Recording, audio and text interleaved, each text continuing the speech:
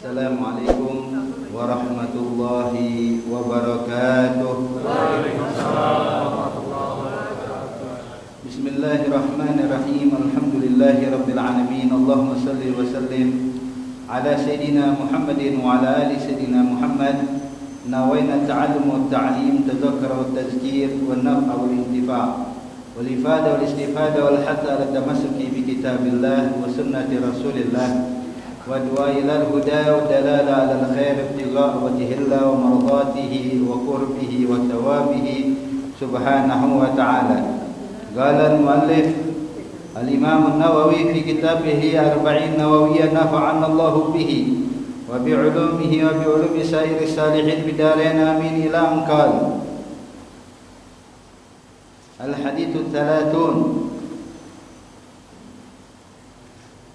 an Abi Tha'labah al-Khushani Jurthum bin Nashir radhiyallahu ta'ala anhu an Rasulillah sallallahu alaihi wasallam qala inna Allah azza wa jalla farada fara'ida fala tudayyi'uha wa hadda hududan fala ta'taduha wa harrama asya'a fala tanhakihuha fala tantahikuha wa sakata an asya'a rahmatan lakum ghayra nisyanin fala tabhatu anha. Haditsun hasan rawahu Daraqutni wa ghairuh.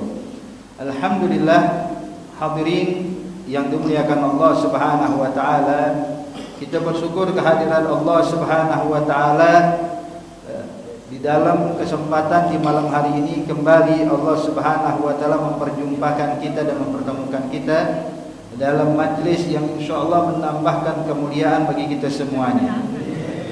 Di sini kita akan membahas daripada hadis ke-30 daripada kitab Arba'in Nawawi yang disebutkan. Ini hadis diriwayatkan oleh Abi Tha'labah al-Khushani Jurthum bin Nashir radhiyallahu ta'ala anhu ardhah, bahwasanya Rasulullah sallallahu alaihi wasallam bersabda dalam hadisnya, innallaha azza wa jalla farada fara'idha fala tudayyi'uha.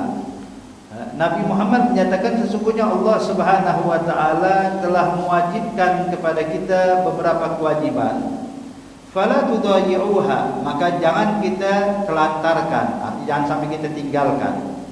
Artinya Allah Subhanahu wa taala mewajibkan kita salat 5 waktu, mewajibkan kita puasa Ramadan, mewajibkan kita untuk menunaikan zakat, mewajibkan kita pergi haji bagi yang mampu, mewajibkan kepada kita menyambung tali silaturahmi, mewajibkan kita semua untuk bakti kepada kedua orang tua, mewajibkan. Artinya banyak hal yang diwajibkan Allah kepada kita.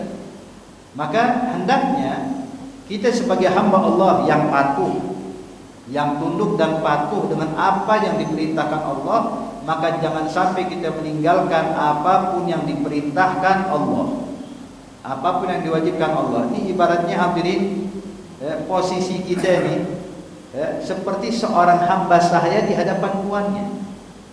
Tuannya telah mewajibkan kepada hamba sahaya ini ada beberapa hal, maka tugasnya hamba sahaya adalah mematuhinya.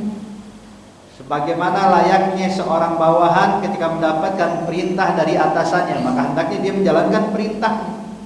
Nah begitu juga kita sebagai hamba Allah, yang mana Allah memerintahkan kita suatu perkara, jangan sekali-kali kita tinggalkan.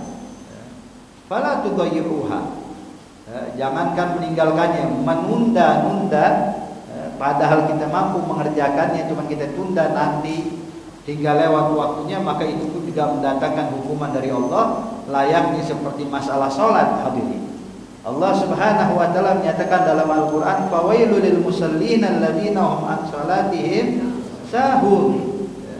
Wailun, celaka kata Allah, bagi siapa? Itu buat orang yang menunda salat sampai keluar waktunya. Arti dia tunda sampai keluar waktunya, dia telantarkan, dianggap remeh perintah Tuhannya, maka yang datang adalah murka Allah Subhanahu wa taala.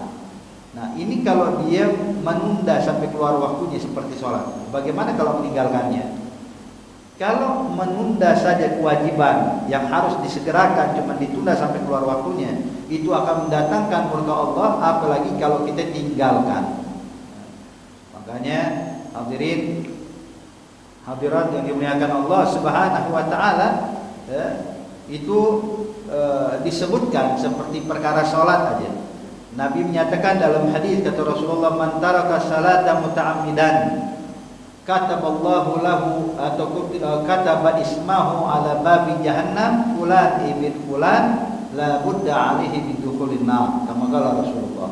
Nabi menyatakan barang siapa yang meninggalkan satu salat secara sengaja, tanpa sebab, tanpa uzur, dia tunda atau ditinggalkan satu salat, maka kata Rasulullah sallallahu alaihi wasallam, namanya dia akan terukir di pintu api neraka jahanam. Nama dia akan terukir di pintu api neraka jahanam. Fulan ibn fulan harus masuk neraka. Nauzubillah min dzalik. Ini baru satu salat. Gimana kalau dua salat? Gimana kalau tiga salat? Gimana kalau yang ditinggalkan bukan cuma salat, puasa ditinggalkan juga, zakat tidak ditunaikan oleh dia? Maka nasallallahu alaihi sudah kita jelaskan di pelajaran hadis-hadis yang lalu, hadirin. Itu pernah satu sahabat bilang ke Rasulullah, ya Rasulullah, kalau seandainya saya hanya menjalankan yang diwajibkan Allah saja, saya nggak nambahin yang diwajibkan. Saya cuma sholat 5 waktu, saya hanya puasa Ramadan, saya tidak melakukan puasa sunnah, tidak melakukan sholat sunnah, saya hanya menunaikan zakat, tidak mengeluarkan sedekah. Kira-kira di mana tempat saya di akhirat? Kata Rasulullah, kalau engkau benar menjalankan semua yang diperintahkan Allah, yang wajib kau jalankan semuanya, maka kata Rasulullah, engkau bakal masuk ke dalam surga Allah Subhanahu wa taala. Artinya, amalan fardu kalau kita kerjakan Bapak, itu bisa memasukkan kita ke surga. Tapi kalau kita tinggalkan, maka hukumannya berat. Hukumannya berat, nauzubillah min dzalik. Hakada. Baik. Kemudian kita sadar bahwa kita ini diciptakan oleh Allah Subhanahu wa taala hanya untuk menghambakan diri kepada Allah. Yang namanya hamba harus patuh. Allah Subhanahu wa taala nyatakan dalam Al-Qur'an, wa ma khalaqul jinna wal insa illa liya'budun. Ada tugas. Tugas kita menghambakan diri kepada Allah, mematuhi semua perintah Allah Subhanahu wa taala, jangan kita langgar. Kemudian Nabi menyatakan, wa hadda hududan fala ta'taduha. Kemudian Allah juga memberi batas. Batas ini artinya perkara yang tidak boleh kita lewati. Ada batasan-batasan. Kata Rasulullah, fala ta'taduha. Jangan kalian langgar. Jangan kalian lalui atau kalian lewati. Artinya ini sudah ditandai oleh Allah Subhanahu wa taala, jangan kau lakukan, maka jangan dikerjakan. Artinya apa yang dibatasi oleh Allah? Perkara yang diharamkan Allah. Jadi kalau kita langgar berarti kita melakukan perkara yang diharamkan Allah Subhanahu wa taala. Hadda hududan. Hakada. Baik. Kemudian seperti contoh hadirin di dalam menjalankan ibadah kepada Allah Subhanahu wa taala, kita juga ada batasan-batasan yang mana Allah yang sudah mengaturnya. Jadi nggak boleh kita langgar, walaupun terlihat baik Pak di mata kita, terlihat baik di mata kita. Tapi kalau Allah sudah nyatakan haram, haram. Contoh seperti berpuasa di hari raya Idul Fitri atau Idul Adha. Kalau ada orang beranggapan, saya mau puasa 1 tahun penuh, nggak mau berbuka. Lebaran pun saya puasa demi untuk mendekatkan diri kepada Allah. Kalau Allah sudah kasih batasan, Lebaran nggak boleh puasa, jangan puasa. Jangan kita menilai, oh kalau saya lakukan saya bakal dapat kedudukan tinggi di sisi Allah. Enggak. Jadi kalau itu namanya melanggar. Jadi Allah dikasih batasan, ente puasa boleh, tapi ada hari-hari tertentu tidak boleh puasa. Artinya Allah batasi. Contoh, ada beberapa hari yang memang diharamkan oleh Allah untuk berpuasa. Di antaranya hari raya Idul Fitri, hari raya Idul Adha, kemudian juga hari Tasyrik, yaitu tanggal 11, 12, 13 Zulhijjah. Kemudian yang berikutnya Yaum Syak, tanggal 30 Sya'ban. Tanggal 30 Sya'ban ini, maksud tanggal 30 Sya'ban adalah yang meragukan mungkin itu udah masuk ke Ramadan, mungkin masih Sya'ban. Artinya belum ada keputusan dari pemerintah. Pemerintah ragu, putusin jangan maju mundur hadirin. Maka yang kayak begini arti besok Yaum Syak. Kalau ternyata nanti setelah berlalu ternyata itu udah masuk Ramadan, maka wajib diqadha. Tapi kalau ternyata betul 30 Sya'ban, maka tidak wajib diqadha. Jadi yaum syak. Kemudian juga yang diharamkan adalah paruh kedua daripada bulan Sya'ban kayak kita sekarang. Paruh kedua daripada bulan Sya'ban, yang dari 16 Sya'ban sampai akhir Sya'ban. Itu dilarang puasa, hari-hari yang memang diharamkan berpuasa. Namun di paruh kedua di bulan Sya'ban dari 16 hingga akhir Sya'ban itu diharamkan puasa kecuali ada beberapa hal tidak diharamkan, arti boleh berpuasa. Seperti contohnya untuk mengqadha puasa. Seperti kadang kaum wanita ini kan suka memang waktu datang Ramadan, datang bulan hadirin, ya, cuman kadang mengqadha puasanya suka entar-entaran. Waktu Syawal, ayo qadha puasa, entar deh. Kenapa? Ya lagi lebaran masa puasa, ya. Dia mau keliling mau silaturahmi. Udah lewat bulan Syawal, keenakan Zulqa'dah. Bilang tanggung deh, Zulhijjah tanggung deh, akhirnya lanjut hadirin sampai ketemu Sya'ban. Sampai sekarang, waduh, masih ada 5 hari lagi belum diqadha nih. Nah, sekarang jadi wajib qadha.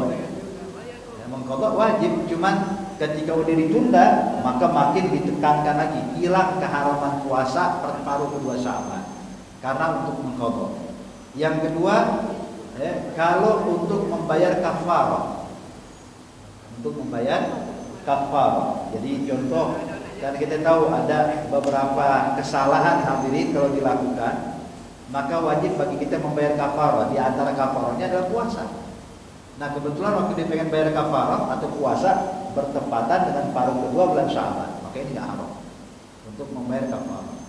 Kemudian untuk menunaikan nadar,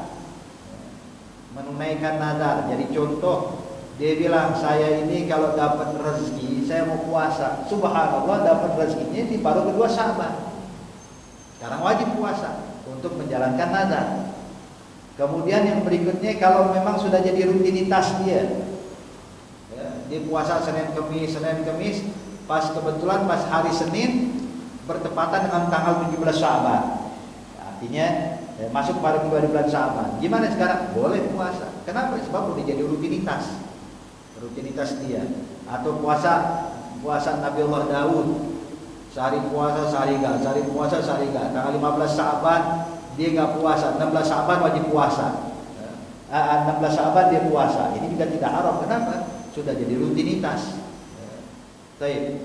Yang berikutnya, yang kelima yang tidak diharamkan berpuasa di paruh kedua di bulan Sya'ban, yaitu adalah kalau diikutkan dengan hari sebelumnya atau tanggal 15 Sya'ban dan sebelumnya. Jadi kalau tanggal 15 Sya'ban dia puasa, maka 16 Sya'ban tidak haram, 17 tidak haram, 18 tidak haram, terus sampai tuntas. Tapi kalau tanggal 15 dia puasa, 16 puasa, 17 enggak, 17 dia istirahat dulu, maka 18 enggak boleh puasa lagi sampai akhir Sya'ban. Jadi kalau dia mau gabungkan dengan hari yang sebelumnya tanggal 15, dia mau lanjut sampai dia berhenti kapan? Kalau sampai tuntas akhir Sya'ban, ya bagus. Tapi kalau dia berhenti di tengah jalan, maka setelah itu nggak boleh lagi melanjutkan sampai nanti ke Ramadan. Jadi intinya hadirin, paruh kedua di bulan Sya'ban diharamkan berpuasa kecuali untuk mengqadha, untuk membayar kafarah, untuk menunaikan nazar, kemudian untuk menjadikan sudah jadi rutinitas bagi dia seperti puasa Senin Kamis atau puasa Nabi Allah Daud.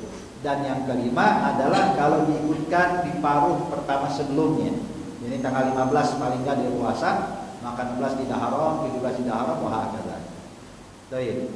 Jadi intinya kayak puasa aja udah diatur sama Allah. Sholat begitu juga, Pak. Sholat ada, sholat kita ini dianjurkan untuk memperbanyak sholat. Sholat fardu plus sholat sunnah. Sholat fardu Allah sudah atur jumlah rakaatnya. Zuhur 4 rakaat, asar 4 rakaat. Dibilang kalau saya biar banyak pahala dikit deh. Kenapa? Zuhurnya 6 rakaat. Kalau maghrib 3 rakaat biasa. Saya nih sekarang pengen deketin diri pada Allah, jadi maghrib saya 5 rakaat. Ya haram, enggak sah. Tidak boleh. Kenapa? Sebab Allah dikasih batasan. Jangan kita langgar. Allah sudah tentukan, ikutin aja udah aturan yang diatur oleh Allah Subhanahu wa taala. Kemudian juga hadirin, yang dimuliakan Allah Subhanahu wa taala. Seperti contoh seperti tadi puasa, kemudian sholat, sholat sunnah contohnya. Ada sholat sunnah yang memang dilarang oleh Allah pada waktu-waktu tertentu. Pada waktu tertentu ada dua jenis sholat, ya, yang dilarang pada waktu tertentu, yaitu ada 5 waktu ya. Kita sebutkan dulu waktunya yang dilarang itu, yaitu setelah sholat subuh sampai terbit matahari. Yang kedua setelah sholat asar hingga tenggelam matahari. Yang ketiga ketika terbit matahari sampai terangkat kadar 1 ombak. Yang keempat ketika matahari menguning hingga tenggelam. Yang kelima waktu istiwa, waktu matahari tepat di atas kepala kita kecuali pada hari Jumat. Jadi 5 waktu. 5 waktu ini 2 berkaitan karena perbuatan sholat, yang 3 berkaitan dengan waktu. Apa itu? Saya ulangi, setelah sholat subuh sampai terbit matahari. Yang kedua setelah sholat asar hingga tenggelam matahari. Ini berkaitan setelah fi'lus sholat, setelah pekerjaan sholat. Kemudian yang 3 berkaitan dengan waktu. Apa itu? Yaitu ketika matahari terbit sampai terangkat kadar 1 ombak.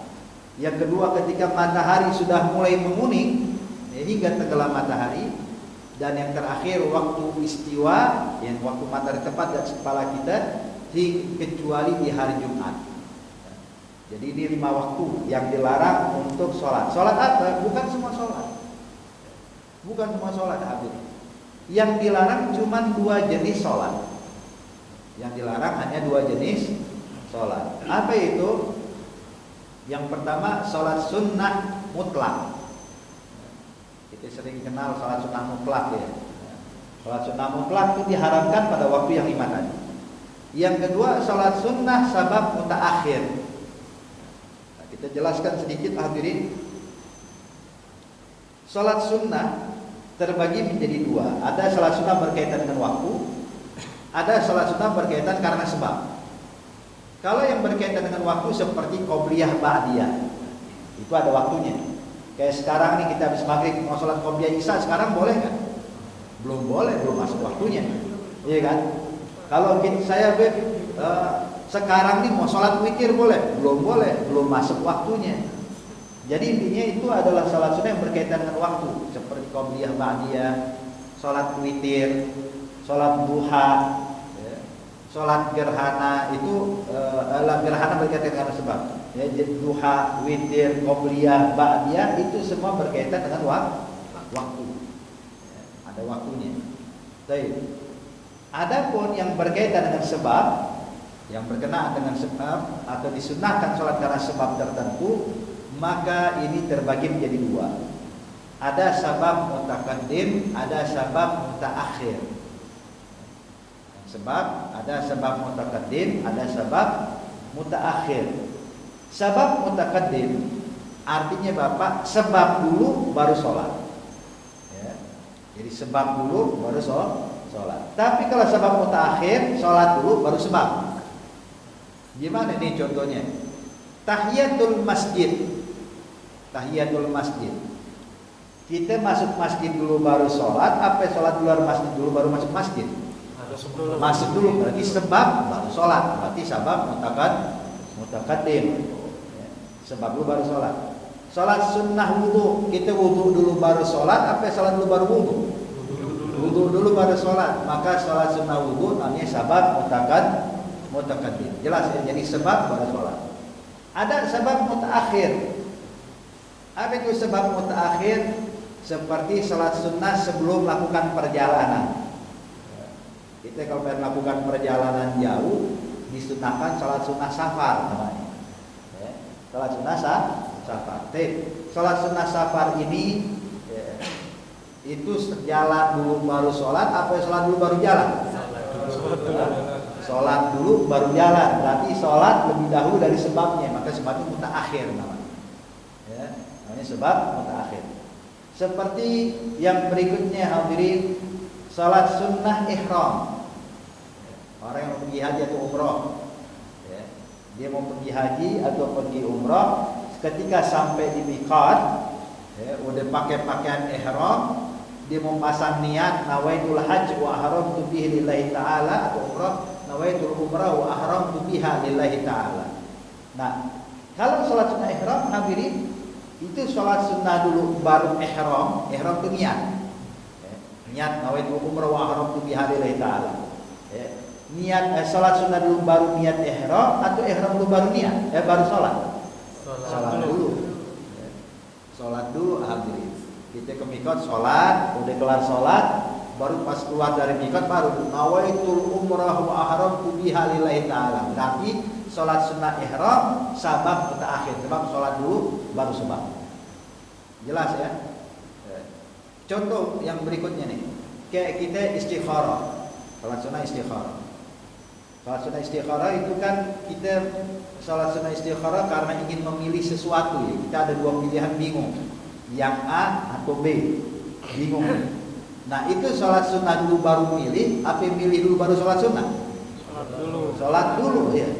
Sholat dulu 2 rakaat baru bingung. Ini yang saya pilih. Berarti sholat istikharah sabab mutaakhir. Jelas hadirin? Jadi sholat sunnah kalau kita mau gabung kita jelaskan terbagi menjadi 2. Ada berkaitan dengan waktu, berkaitan dengan sebab. Berkaitan dengan waktu qobliyah, ba'diyah, duha, witir. Berkaitan dengan sebab ada terbagi menjadi 2 lagi. Sebab mutaqaddim, sebab mutaakhir.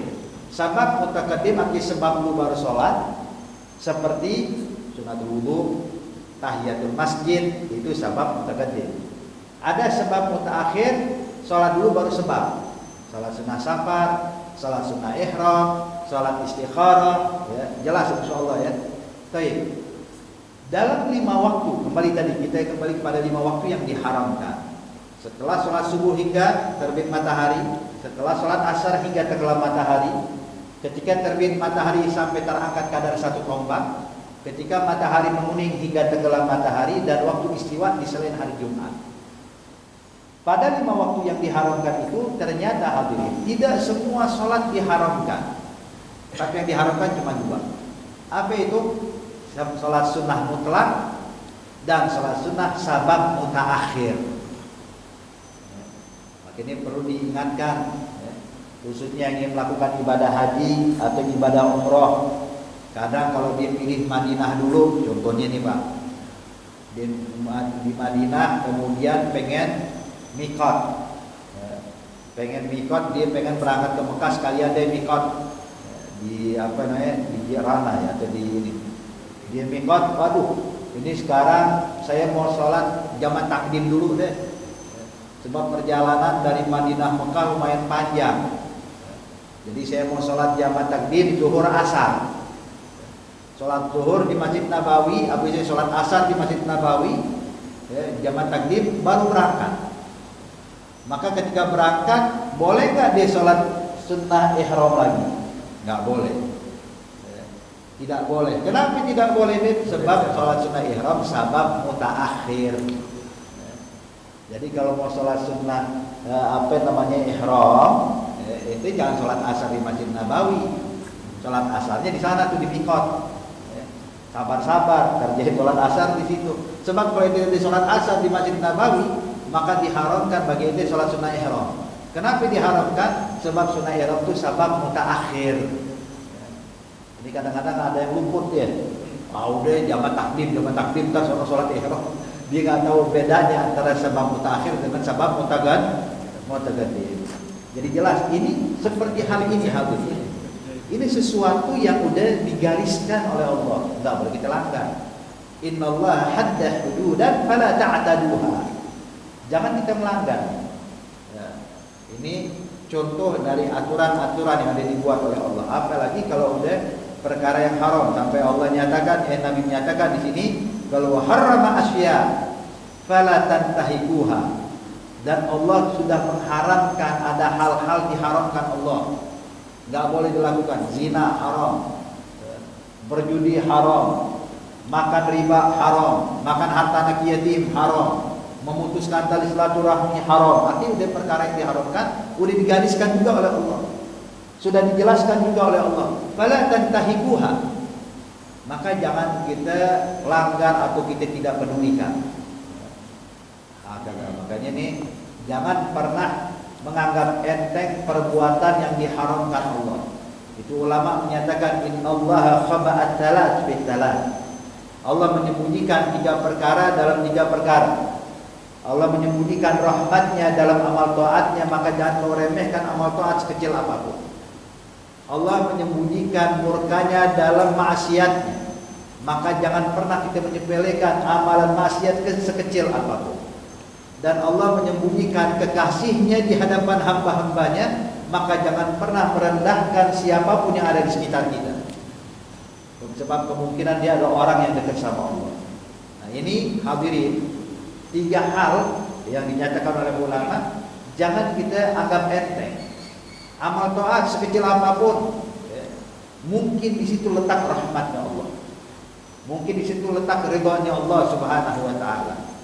Sebagaimana pernah ada satu wanita, hadirin, dia ini subhanallah wanita salihah. Wanita salihah. Jadi setiap hari dia ini bikin roti. Dia ini juga pedagang roti, dibuat roti. Dia niatkan pokoknya roti pertama yang matang saya harus sedekahkan. Saya niatkan untuk disedekahkan. Jadi tiap hari itu kalau roti pertama matang dia keluar dari rumah. Ada orang lewat dikasih hadiah. Diberikan kepada siapapun yang ditemu oleh dia. Mau muslim, mau non muslim. Mau laki, mau perempuan, mau tua, mau muda, bahkan anak kecil kasih. Yang penting roti pertama sedekah. Subhanallah hadirin, hadirat yang dimuliakan Allah, sekali waktu ketika pada musim dingin, ketika roti pertama matang, dia keluar rumah, nggak ada orang lewat.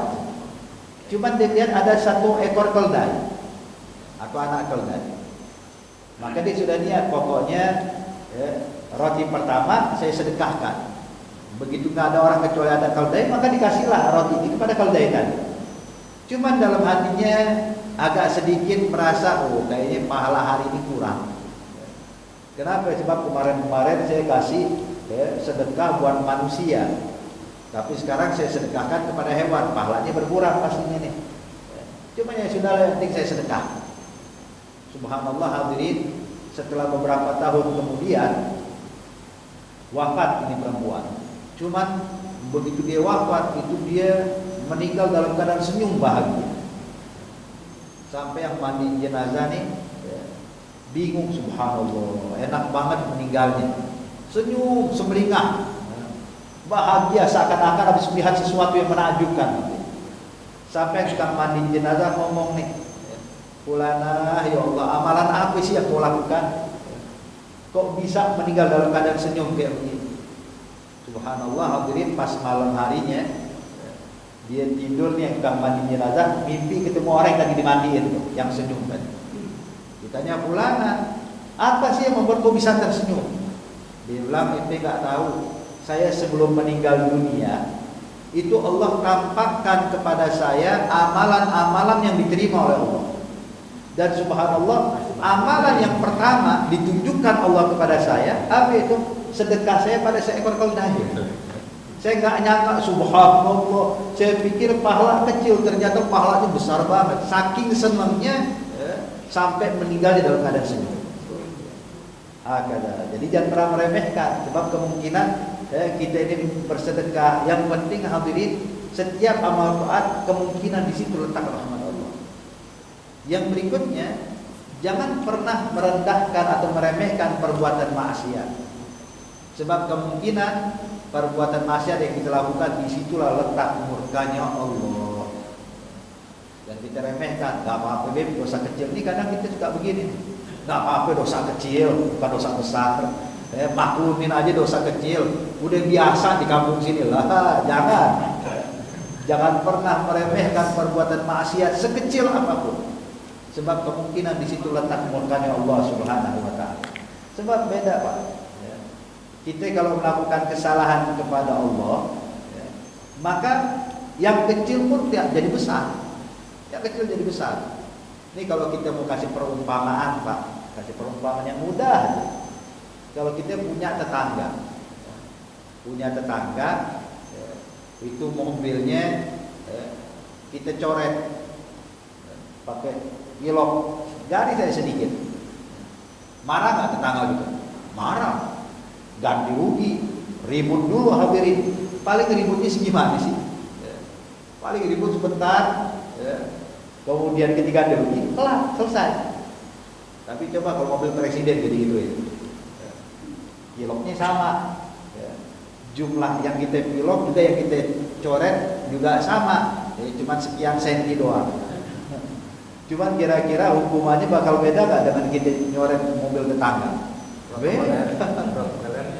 Masuk penjara, viral, ini segala macam, walah hasilnya habis kita. Padahal kesalahan sama, Pak. Kesalahan yang dilakukan sama, cuman kepada siapa kita melakukannya. Ketika kita melakukan kepada presiden, beda dengan kita melakukan kepada tetangga kita. Walaupun kesalahan sama, tapi nilainya beda. Nah sekarang kita melakukan kesalahan kepada yang menciptakan kita, melakukan kesalahan kepada pemilik dunia, pemilik akhirat, melakukan kesalahan kepada zat yang tiap saat kasih rezeki buat kita, melakukan kesalahan kepada zat yang tanpa henti, ya, memberikan nikmat kepada kita. Artinya apa? Maka nilainya juga bakal bertambah. Makanya kata ulama, jangan kita meremehkan perbuatan maksiat sekecil apapun, sebab kemungkinan di situ letak murkanya Allah. Itu kadang seperti contoh hadirin, ada satu orang, dia tiap hari melakukan ibadah terus, melakukan taat ibadah. Sekali waktu merasa jenuh dengan ibadah. Coba deh sekali-kali saya tinggalin sholat. Coba deh sekali-kali saya pengen nyobain tuh maksiat sedikit aja, mungkin saya nobat lagi. Pengen nyobain khamar gimana sih, penasaran. Pengen nyobain main judi gimana sih, penasaran. Dianggap enteng. Dianggap melakukan maksiat kayak hal yang biasa. Dia bilang penasaran. Kalimat penasaran kan artinya dia nggak nunjukin sesuatu yang menakutkan. Dia cuma coba deh sedikit, mau tahu rasanya. Maka ketika dia punya niat untuk melakukan maksiat dan dia menuju ke tempat maksiat tersebut, subhanallah, meninggal tengah jalan. Ketika meninggal, kira-kira tempatnya surga neraka nih orang. Neraka. Habis semua ibadahnya dia. Padahal udah beramal taat puluhan tahun, ibadah udah puluhan tahun, cuman gara-gara meremehkan perbuatan maksiat, padahal dia belum ngerjain itu. Baru punya keinginan melakukan dan dia tuju ke tempat maksiat tersebut, ketika kecelakaan dia meninggal dunia, maka tempatnya di dalam api neraka Allah. Jangan pernah meremehkan sekecil apapun maksiat. Apalagi kadang kalau bilang nggak apa-apa dosa kecil, nggak apa-apa sekali-sekali, nggak apa-apa cuma sedikit doang, nggak haram. Jangan kita langgar sekecil apapun perbuatan maksiat. Kemudian kata ulama yang ketiga, jangan kita menganggap enteng dan menganggap remeh siapapun yang ada di sekitar kita. Sebab kemungkinan dia adalah seorang yang dekat dengan Allah. Jadi husnuzan kepada orang yang ada di sekitar kita, husnuzan kepada sesama jamaah masjid, husnuzan kepada sesama tetangga. Jangan kalau kita ini pintar husnuzan pada diri sendiri. Kalau buat pribadi husnuzan terus. Kayaknya saya ini hari makin taat nih. Kayaknya alhamdulillah derajat saya udah naik berapa peringkat kayaknya. La haula wala quwwata illa billah. Kalau pada diri sendiri jangan husnudzan. Tapi pada diri pribadi hendaknya kita suudzon, prasangka buruk. Tapi ke orang lain husnudzon. Jadi ke orang husnudzon, kepada pribadi suudzon. Jangan dibalik. Kalau ke orang suudzon, kalau pribadinya husnudzon, salah. Ya. Makanya hadirin, orang-orang saleh, orang-orang yang dekat dengan Allah Subhanahu wa taala, mereka itu selalu husnudzon pada siapapun orang yang ditemui olehnya. Husnudzon. Ya. Kadang dia melihat nih orang yang dahulunya suka melakukan kesalahan, ya, kemungkinan kalau di akhir hayatnya dia tobat kepada Allah, Allah ampuni dosanya, dia akan diangkat ke derajat yang sangat tinggi. Mungkin tidak sulit bagi Allah hadirin hadirat untuk merubah keadaan seseorang. Itu pernah ada satu orang pemuda, dia ingin melakukan maksiat, ingin melakukan perzinaan. Ketika saat sudah hampir terjadi perbuatan zina, ya, seorang perempuan ini pun berkata, apakah engkau tidak takut sama Allah? Ketika dengar kayak begini, subhanallah tergoncang hati pemuda ini. Sampai akhirnya karena saking takutnya ditinggalin tuh perempuan, dia lari ya, tanpa tujuan, takut akan murka Allah. Sampai masuk ke padang pasir habis. Asal lari dia, saking takutnya kayak hilang kesadaran dia. Sadar-sadar ya, udah di tengah padang pasir, dia bingung sekarang, pulangnya kemana nih? Nyasar. Maka dia udah pasrah, jalan ke sana, jalan kemari, nggak tahu jalan. Matahari terbit udah. Ini kejadian malam sampai matahari terbit. Bingung. Subhanallah, ketika udah pasrah, jadi kalau nggak ketemu juga bisa meninggal pada pasir. Subhanallah, ada orang lewat. Orang berparas ini soleh, pakaian-pakaian seorang yang soleh ahli ibadah. Ketemu ini pemuda bilang, "Fulan, ente dari mana?" Dia bilang, "Saya dari kampung." "Oh, kalas, ayo bareng. Saya kebetulan ingin berjalan menuju kampung setelah kampungnya ente. Kalau gitu ayo saya antar ke pulang." Maka jalan yang kedua. Matahari makin terik, padang pasir habis. Maka kata orang soleh ini bilang sama pemuda, "Fulan, ya, ini matahari begitu terik, ya, ayo kita minta sama Allah, kita doa sama Allah agar Allah kirimkan kepada kita awan untuk kita bisa bernaung. Kali aja Allah kabulkan doa kita." Marhaban, cuman jangan saya doa, saya ini pelaku maksiat, kata pemuda. Dia bilang, "Sudah, paling enggak saya doain diaminkan." Kalau amin doa saya siap udah. Maka nih orang soleh doa. Ketika berdoa, "Ya Allah, kirimkan kami awan untuk menaungi kami dari panasnya matahari ini." Pemuda bilang amin.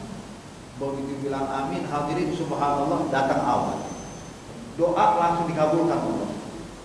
Sepanjang jalan yang berdua tidak kepanasan sama sekali.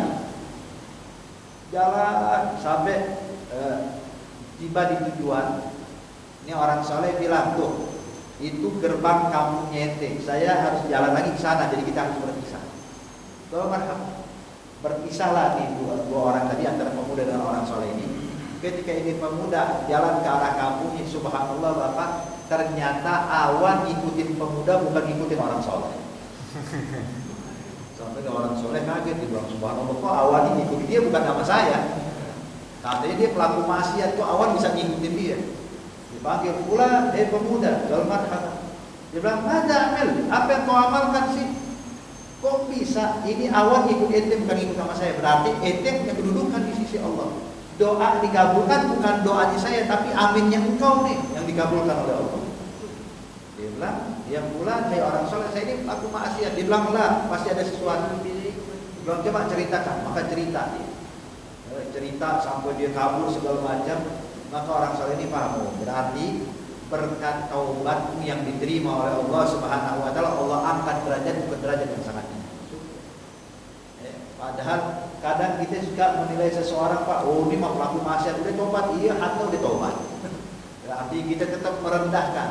Kita nggak tahu, mungkin dia tobat, diterima tobatnya oleh Allah, diangkat ke derajat yang lebih mulia dibandingkan amal ibadah kita.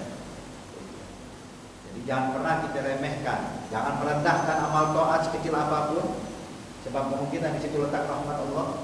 Jangan meremehkan perbuatan maksiat sekecil apapun, sebab mungkin di situ letak murka Allah. Dan jangan pernah meremehkan siapapun yang ada di sekitar kita, sebab kemungkinan dia adalah orang yang dicintai Allah Subhanahu wa taala. Jadi intinya yang berikutnya Nabi menyatakan Allah mengharamkan, ada hal-hal tertentu yang diharamkan, jangan kita langgar.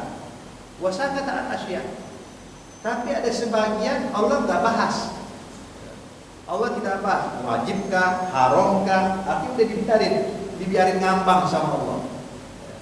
Seperti hadirin contoh masalah kayak pergi haji, apakah haji wajib tiap tahun atau enggak? Allah cuma memerintahkan pergi haji bagi yang mampu. Berapa kali? Allah nggak bilang sekali, 2 kali, 3 kali. Allah tidak tentukan. Maka hal seperti sakatan asya, Allah tidak menyebutkan jumlah berapa kali. Kata Rasulullah, rahmatan lakum nisyan. Ini Allah sengaja tidak menyebutkan tanda kalau Allah sayang sama kalian, bukan karena Allah lupa. Nah, ini Allah lupa nih ngasih perintah berapa kali nih.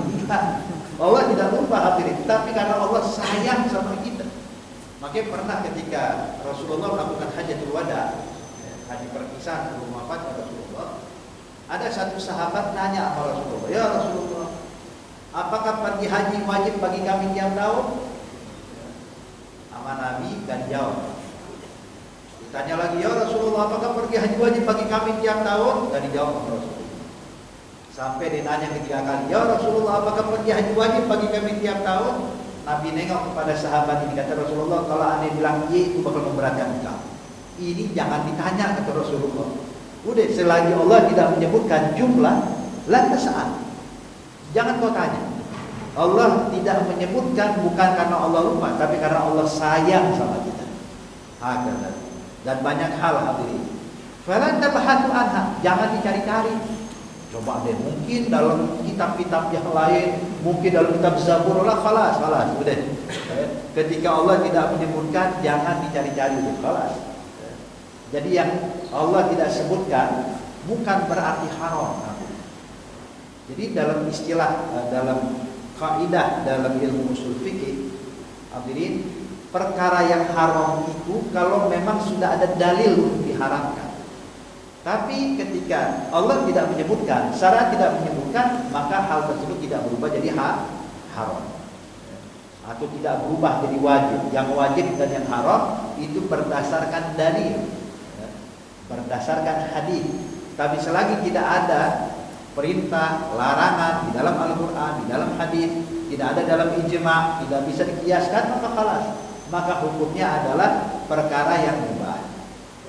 Seperti kita kadang orang-orang Indonesia, kalau seandainya ada hari-hari besar kita rayakan, hadirin, hari-hari besar, Isra Mi'raj kah, atau perayaan Maulid kah, atau apapun itu, kita rayakan hari-hari besar.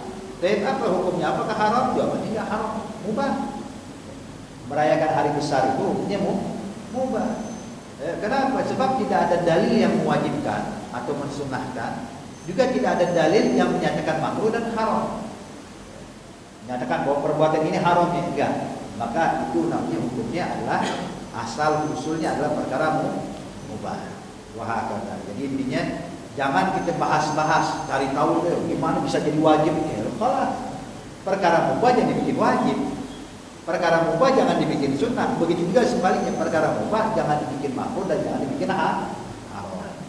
Makanya Nabi menyatakan Allah tidak menyebutkan sesuatu bukan karena Allah lupa, tapi memang karena Allah Subhanahu wa taala sayang kepada kita, sehingga kata Rasulullah itu tujuannya adalah untuk karena Allah ingin menunjukkan kasih sayang kita dan jangan dibahas dan jangan dicari tahu.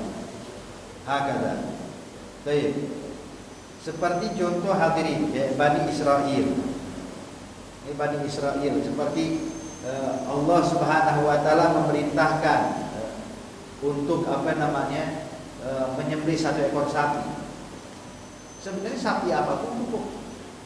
Allah cuma bilang antasbahul baqarah, sembelih satu ekor sapi betina. Kelar, sapi betina mana aja udah. Sebenarnya tinggal jalan pergi ke pasar cari sapi betina, beli, sembelih, kelar. Tapi mereka pengen nanya, ini sapi betinanya yang umur berapa ya? Repotin, ya kan? Udah tanya umurnya berapa, tanya warnanya apa. Kemudian habis nanya warnanya apa, nanya lagi ini sapi liar atau milik seseorang, adanya di mana? Subhanallah. Akhirnya dikasih sama Allah, tanggung jawab yang berat bagi mereka. Bang, sapi warna kuning keemasan, kalau kena sinar mati memantul bagikan emas. Itu kita paling lihat sapi warna coklat ya, tapi memantul seperti emas, nggak pernah kita dapatkan. Kemudian juga sapi betina ini milik seseorang, bukan sapi liar, cuma dari pelihara, walau digembalakan, ada di tengah hutan, ada di dalam hutan, cuma milik seseorang. Ayo nyari itu sapi. Untungnya mereka bilang insya Allah. Satu ulama kalau mereka nggak bilang insya Allah sampai hari kiamat nggak bakal ketemu di sapi.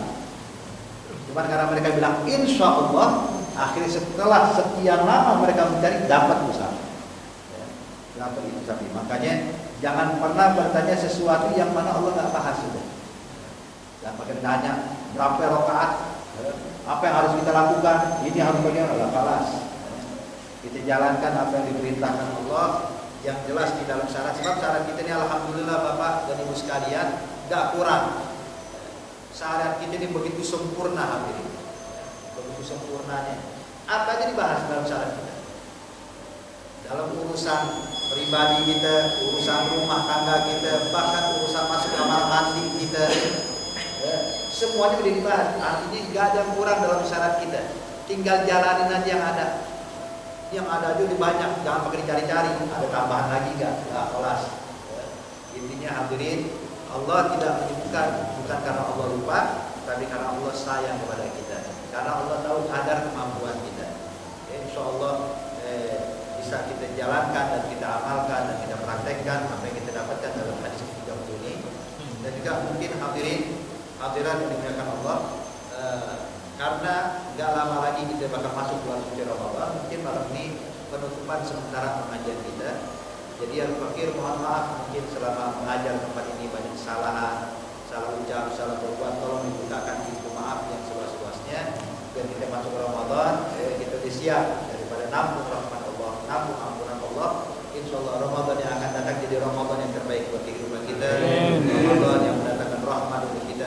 Amin ya rabbal alamin. Al-Fatihah berwudu kama kuntum walidina walidikum amwatina amwatikum muslimin ajmain ala hadhihi al-quruniyatin salihah wa ila hadratin Nabi Muhammadin sallallahu alaihi wasallam. Al-Fatihah.